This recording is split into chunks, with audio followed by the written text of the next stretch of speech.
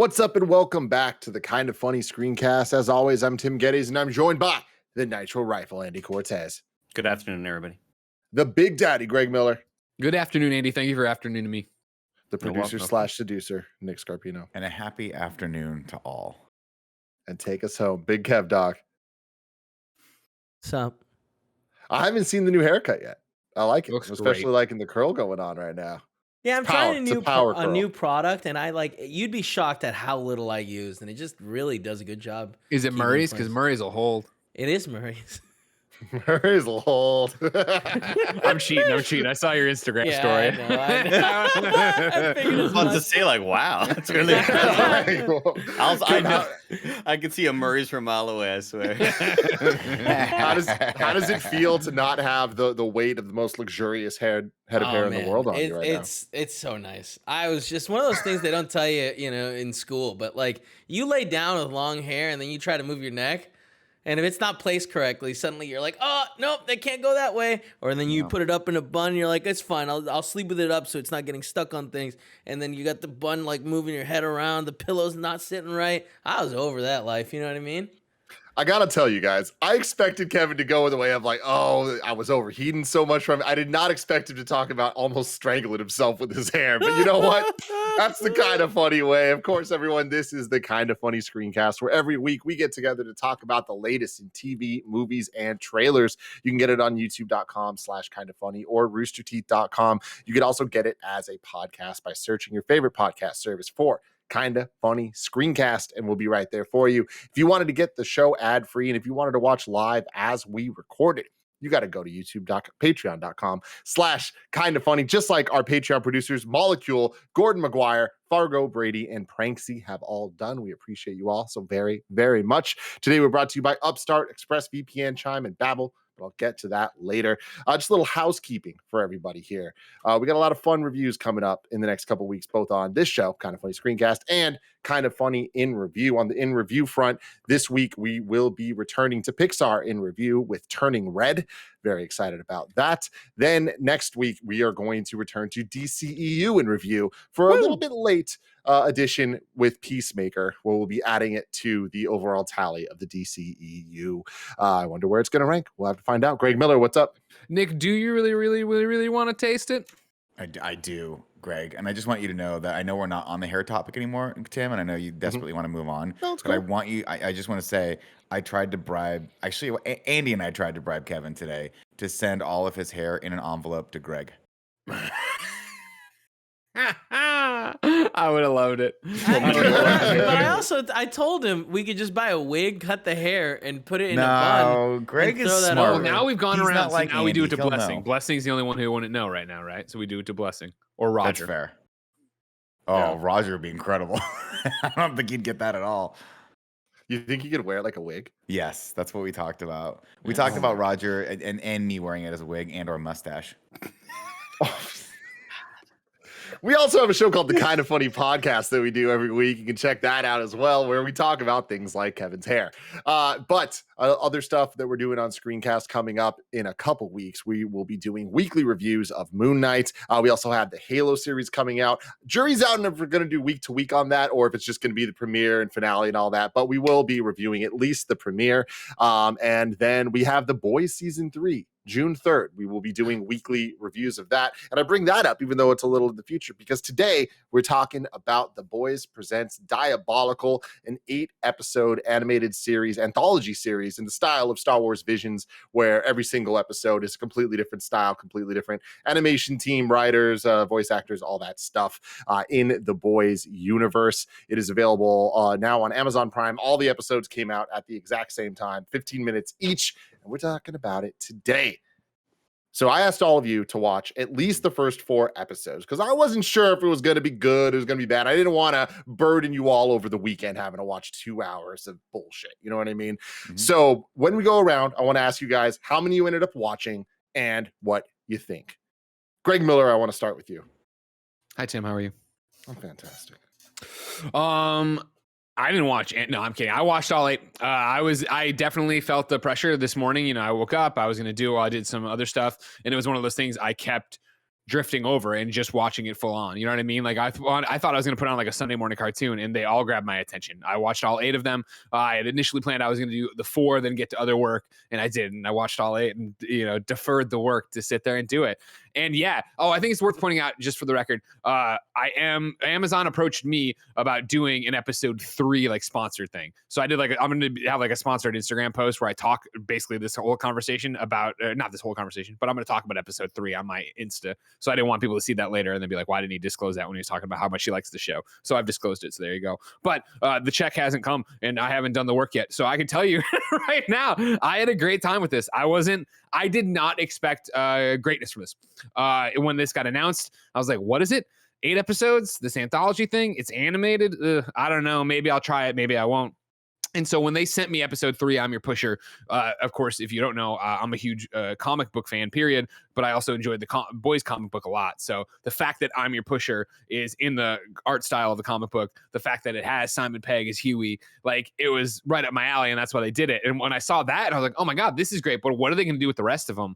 I was blown away. You know what I mean? Like it was literally watching this and be like, oh my God, laser baby's day out. And like, they have the grain over it to make it look like a Looney Tunes. I'm like, this is awesome. Then it's a Justin Roiland one. I didn't pay any attention to who was like doing all of them, right? It's a Justin Roiland. I'm like, oh my God, this is fucking hilarious. And then the Aquafina one, I was like, holy shit. Like they just kept coming. And I thought it was interesting that the final 2 ones were more serious to the ones that were more comedic, the whatever. But long story short, Tim, I watched all 8 of them. I thought it was great.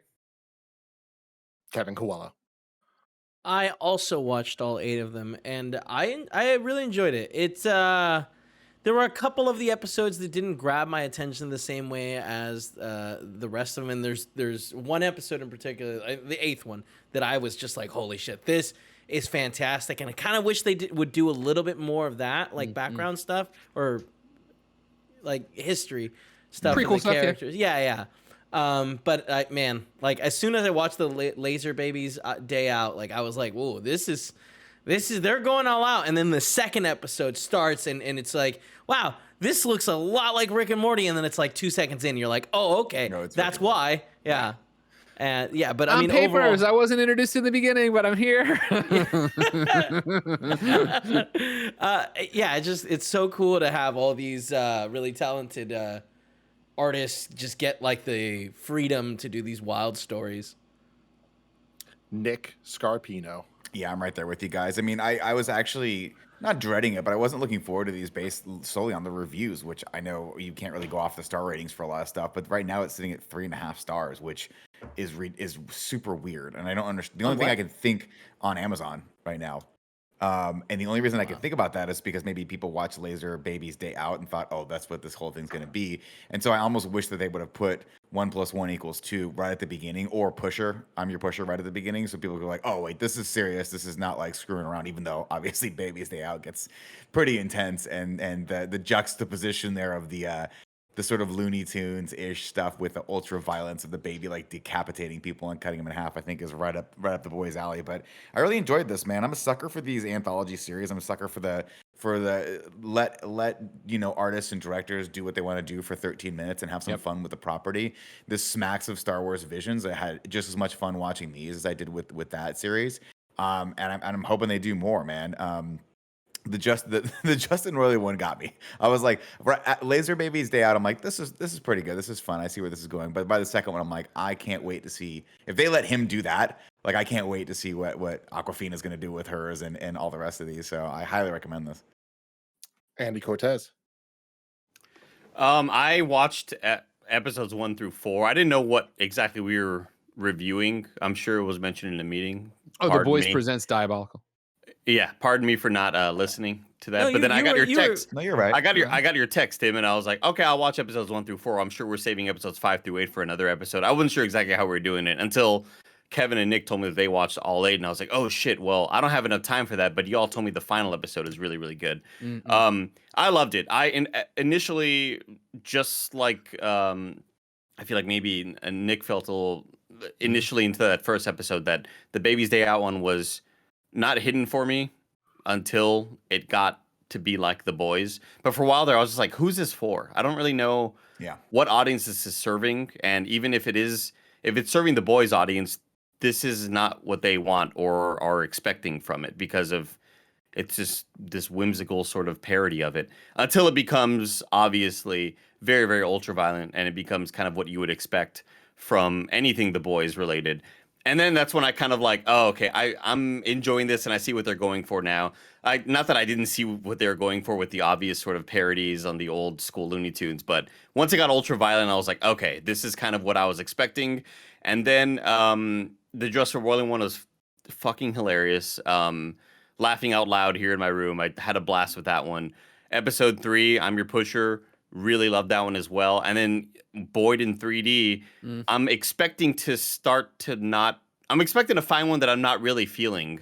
Yeah. And Boyd in 3D, I still loved as equally as all the other ones. And then today I just watched episode 8, 1 + 1 = 2, the one that stars Homelander. And really, really great stuff. Like I was kind of with Nick, where I was like, I guess I'll watch this series. We'll see, if I get any enjoyment out of it. I just wasn't expecting to be this sort of enamored with it. And the fact that they're little 15-minute episodes, really, really great stuff. Highly recommend it. Timmy? I am right there with you guys. I mean, going into it, I was similar to like what Nick and Natty was saying. I was kind of dreading it. I was just like, I don't really think this is going to be that great. I imagine it's going to be at least good, at least okay, but I'm not expecting it to be something that I'm like really, really engaged with. And I was so wrong. This is phenomenal. The fact that the entire season's 2 hours, I think that they used every moment very well. And it's like a super, super engaging show and great use of this team that they are continuing to prove. Amazon Prime Video's little animation section is just unrivaled at this point. Like they're just really doing some cool stuff in terms of the westernized, like super, super R-rated type stuff. I think that they have this really fun niche that they're committing to. And because of that commitment, it is really kind of proving that they can tell stories that are so similar to the millions of other superhero stories that we're seeing every single day, but with just enough of a twist and just pushing it just far enough that it's like a whole new take on it. And I love that in an era of Invincible and Peacemaker and this, that all of them are still able to kind of have their own voice that you could just boil down and be like, oh, they cuss a lot and there's a lot of blood, but it's so much more than that. I feel like they kind of use that stuff to back up really cool stories and really cool characters and worlds specifically that I am just as invested in as I was watching the live action Boys season 1 and 2. And I didn't expect that. I think the biggest thing for me that I think was a misstep is starting with Baby's Day Out, or whatever the hell it's called, as episode 1. I think it was a great episode, but I just think that it's going to lose out a lot of people that don't get past the first 5 minutes of it, because like, what the hell is this? And I'm happy we're doing this review because I want to get more eyes on the show, because I really want to support this type of show being made, especially when there's so many unique elements that go into this that I was really impressed by. But I love that every episode had some moment of like, oh my God, it's that voice, or holy shit, they wrote this. Like it's such an all-star cast. And the fact that we're so used to Avengers or Justice League or like all these IP and characters that are revered, the fact that we can know them all so well and have their movies and TV shows and all that stuff, but then have the Boys universe that is such a smart parody of all those things, and then allows these talented people and comedians and people that we've seen in so many other things and loved their work kind of have their take on Superman or Batman or Wonder Woman or whoever it is in the Boys universe, I think is just so fun. And they really kind of take it to that next level with the different animation styles in every episode. It's like, I really feel like The Boys presents Diabolical, horrible name as well. Like, what the fuck is that? It just kind of succeeds in every single way for me, where I'm like, damn, they really set out to do something different. And the fact that it's a 15-minute episode anthology series with everyone having a different style with a different unique voice, but it all feels like it's part of the same series. Shout out to them. Andy, you had your hand raised. Yeah, I didn't think that I haven't seen a whole lot of advertisements for this, but I did not know that Justin Roiland was going to have an episode. And I think that's something that should be marketed a bit more. Yeah. Because it is a really strong episode. And yeah, I agree. The Baby's Day Out one should have been at least episode 3 or 4, so that you kind of understand the tone and what they're going for. I think it's easy to kind of feel like we've been on these roads before. The ultra violent stuff, we've seen it before. How can this continue to stay interesting? But I think the 5 episodes that I watched, they were just finding really interesting stories to tell and stuff that is at least worth being seen and heard.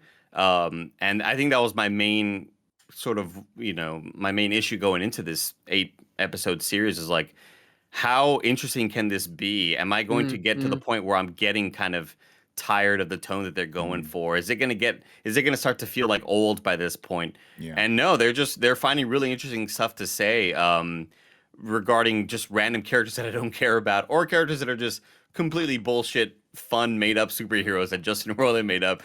Picante balls. Like, what the fuck is like? Very good, very good. It just kept on Interesting going. cum squirter.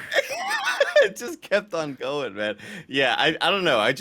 I'm very surprised and happy that I can say that, like, yeah, this is a show that I could recommend to anybody who has been into the boys. Shout out to Upstart. If you've got multiple credit card balances each month and are getting by just paying the minimums, barely making a dent into your credit card debt, it can be pretty dang discouraging. Upstart can help you pay off your existing debt quickly so you can feel like you're finally getting ahead. Whether you're paying off credit cards, consolidating high interest debt, or funding personal expenses, over 500,000 people have used Upstart to get one fixed monthly payment. Upstart knows that you are more than just your credit score and is expanding access to affordable credit.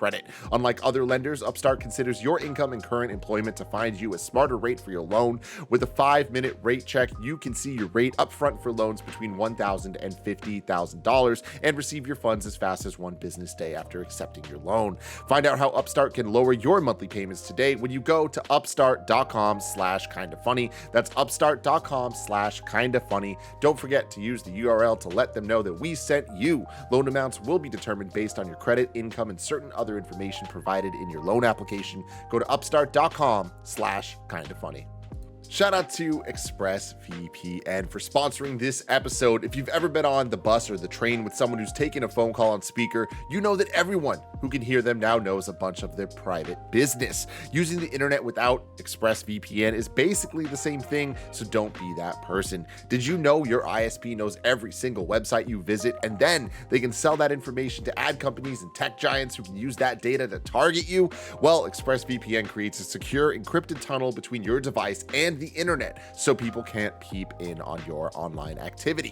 The best part of it is how easy it is to use. You just fire up the ExpressVPN app and click a button on any device. I've been using this forever. KindaFunny's been staying safe on the internet with ExpressVPN, and they're right. It could not be easier to use. Secure your online activity today at expressvpn.com/kindafunny and get an extra 3 months of ExpressVPN free. That's expressvpn.com/kindafunny. expressvpn.com/kindafunny. And shout out to Chime. Kick off 2022 with a better checking account with no monthly fees, no overdraft fees, no foreign transaction fees, and no service fees. Get all of that and then some with Chime, an award-winning app and debit card. They've also got over 60,000 fee-free in-network ATMs all over the place, like at most Walgreens, 7-Elevens, or CVS's. You can access your money when you need it, where you need it. Make your first good decision of the new year and join over 10 million people using Chime. Sign up takes only 2 minutes and doesn't affect your credit score. Get started at chime.com/kfgames. That's chime.com/kfgames. Banking services provided by a debit card issued by the Bancorp Bank or Stride Bank NA, members FDIC. Get fee-free transactions at any MoneyPass ATM in a 7-Eleven location and at any Allpoint or Visa Plus Alliance ATM. Otherwise, out-of-network ATM withdrawal fees may apply. Sometimes pay anyone instant transfers can be delayed. The recipient must use a valid debit card or be a Chime member to claim funds. Chime.com/kfgames. Shout out to Babbel for sponsoring this episode. There's nothing worse than traveling abroad and looking like an idiot because you didn't bother to learn the slightest bit of the country's language. That's why Greg Miller has been using a little Babbel to learn French to speak to Genevieve. Babbel is the addictively fun, fast, and easy language learning app that has sold more than 10 million subscriptions. Babbel's 15-minute lessons make it the perfect way to learn a new language on the go. Other language learning apps use AI for their lesson plans, but Babbel lessons were created by over 100 language experts. Their teaching method has been scientifically proven to be effective, and you can choose from 14 different languages like Spanish, French, Italian, and German. Plus, Babbel's speech recognition technology helps you to improve your pronunciation and accent, which has been helping Greg Miller be able to communicate with Jen's extended family. Right now, when you purchase a 3-month Babbel subscription, you'll get an additional 3 months free. That's 6 months for the price of 3. Just go to babbel.com and use promo code KindaFunny. That's BABBEL.com, code KindaFunny. Babbel, language for life. Go for it, Nick. And I get it, right? I mean, these short anthologies are not for everyone. If you're a fan of The Boys, I can understand how you came into this, and it's not The Boys. It's in The Boys world, but it's not a straightforward like 8-episode run with a story arc that goes the whole time, right? But I just think it's so cool when they do this because it's the same thing. It's the same praise that I gave to Star Wars Visions. It's so rad to just let people have free reign in your world and see what they come up with. And the one that hit me really hard was one that I looked at. I saw the thumbnail for. I was like, I don't think I'm gonna like this one. It was the one with the older couple, John and Sun Hee. I was like crying by the end of it because I put the subtitles on to see what she said to him. Oh. Because I think she was speaking Korean, I want to say. And she literally says the sweetest thing to him as she's about like to go in and die. She says, "Don't forget to eat. Like I won't be around to remind you." And it's the saddest thing. And I'm like, oh my God, I gotta go give my wife a hug. That is one of those moments where like you're not gonna get that in episode 7 of The Boys season 3, but you will get it here. And it's fun for them to be able to play around with that. Yeah, it's fantastic. And that was an Andy Samberg episode. He wrote that. Did he? Whoa. Really? Yeah. thought Aisha I saw Tyler his wrote the name. Nubian versus Nubian one. That was great. Yeah, they got- Aquafina wrote her episode. It was like, holy shit. Like, it's exactly what you're saying, Nick, of why this works and is such a brilliant idea. We have this universe, from comics, from TV now, and we just want to bring in cool people to work on it and do whatever they want with it. And everybody knows superheroes, so here's a world with superheroes you can do whatever the fuck you want with. They've definitely got to market this a bit better. Like, I'm going to go through on Wikipedia and just give you guys some of the highlights of the episodes and who's involved in them. So Laser Baby's Day Out, episode 1, the animation styles, classic American animated shorts. It was written by Seth Rogen and Evan Goldberg. The cast is Ben Schwartz, who's awesome. And then we got episode 2 is the Justin Roiland one, which is Justin Roiland's aesthetic. The cast of this one was absolutely insane. We had Zolo Maraduena, who's the Miguel from Cobra Kai, which is super awesome. Justin Roiland himself, Ben Schwartz again, Christian Slater as the narrator. Kevin Smith was in it. Kenan Thompson. Dude, Christian Slater as a narrator was perfect. As that character, the narrator. So his great. superpower is just narrating everything. I'm Your Pusher is in the style of the Boys comics, and that had Michael Cera in it, Kieran Culkin, Simon Pegg. Greg, what's the connection to Simon Pegg again? So Huey in the comics is basically Simon Pegg, because when they were doing the comics, Spaced was on, and so they were like, "Oh, that's a cool character design. No one will ever know who this guy is," and they drew him. And then fucking Simon Pegg blew up with Shaun of the Dead, and then the Boys took off to an extent. So they, in a very funny twist of fate, just told Simon Pegg, obviously, "Hey, it's you." And he wrote the introduction to volume 1 of the graphic novel. Oh, that's and he's just like, "This is the best thing ever for an actor. I didn't have to audition for this role, and I got this thing," and blah blah blah. And so that's great. That's so that's cool why it's like, it's been such a funny thing to then have him in season 1 of The Boys be Huey's dad, Jack Quaid, friend of the show. He obviously Simon Pegg's a bit too old to be Huey in the show, but they still got him included in there. And then to have him actually be here and actually be the voice was so cool. Were any of these animation studios the ones that worked on Invincible? I think it was the final episode. The final episode. The final episode, which is 1 + 1 = 2, is the only one that's officially canon to Boys. Like, so that is in the world of the show we're watching. And yeah, the style there is a darker take on American superhero animation. So in the style of like Invincible. But just going through more in order go for it, Andy. No, I was gonna say, like, watching I'm Your Pusher, it has the sort of treatment that I wish the Invincible show had. Just I was watching that last night. It's like, oh, the animation very, very incredible. Very similar to the animation, line drawings. Like, there's not a whole lot that differentiates them, except for the fact that there is like a lot of cool lighting and color overlays that are added to that episode of I'm Your Pusher that kind of just puts it a step above what we watch in Invincible, where it looks more than just a normal line drawing. Let's add some cool shading with some cool like lens flares and shit like that. I think that episode looks really damn cool, and I kind of hope that maybe the Invincible studio can kind of take notes and be like, "Oh, we could just add a weird color overlay and it'll immediately just kind of up the quality." It. Yeah. Real quick, too, before we get out of the I'm Your Pusher thing, of course, I kept saying keeping it top level, but I should dial in because we're us. The artist on the book, obviously, is Derek Robertson.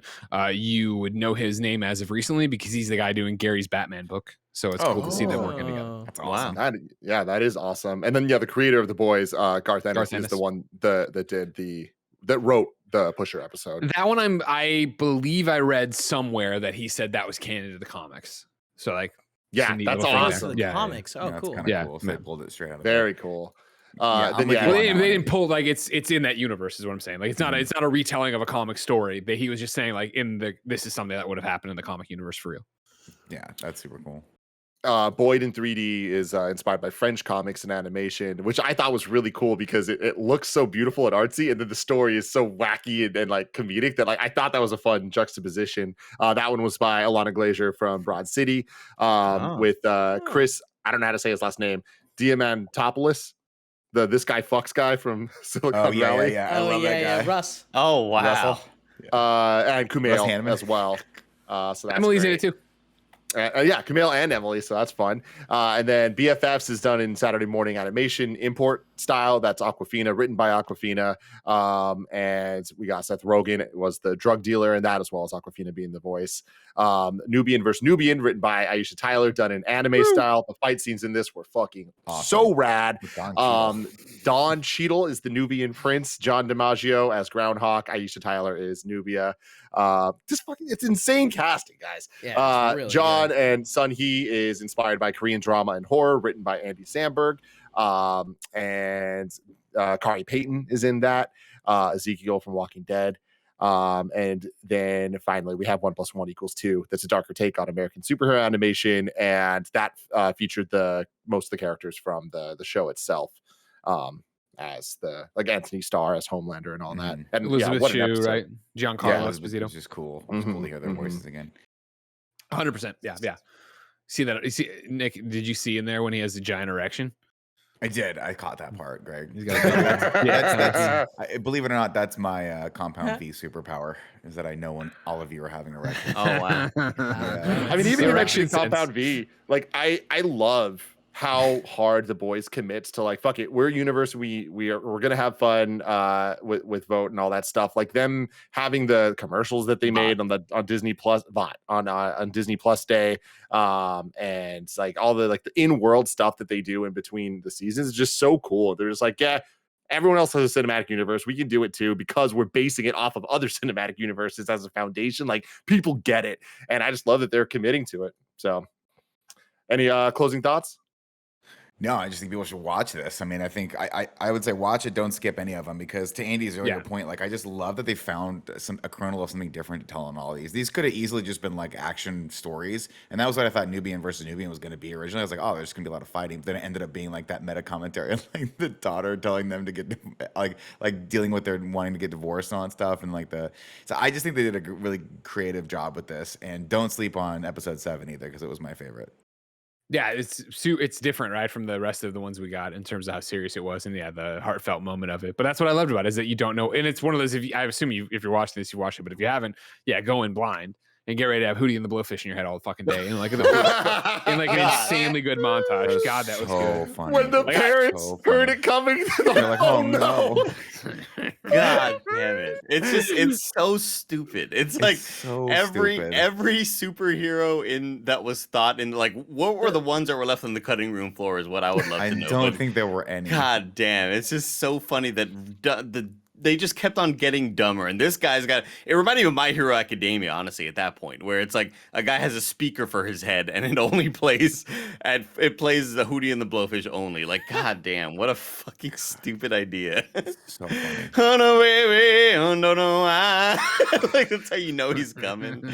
I love it so much. We will return to the boys' weekly reviews right here on Screencast starting June 3rd, where episodes 1 through 3 will drop, and then it will be weekly after that for 8 episodes. Very exciting stuff. I'm gonna have to do a refresher on seasons 1 and 2 because I can't watch them. Like, where did we leave off? I don't really remember. It's but been a while, yeah. Yeah, exactly.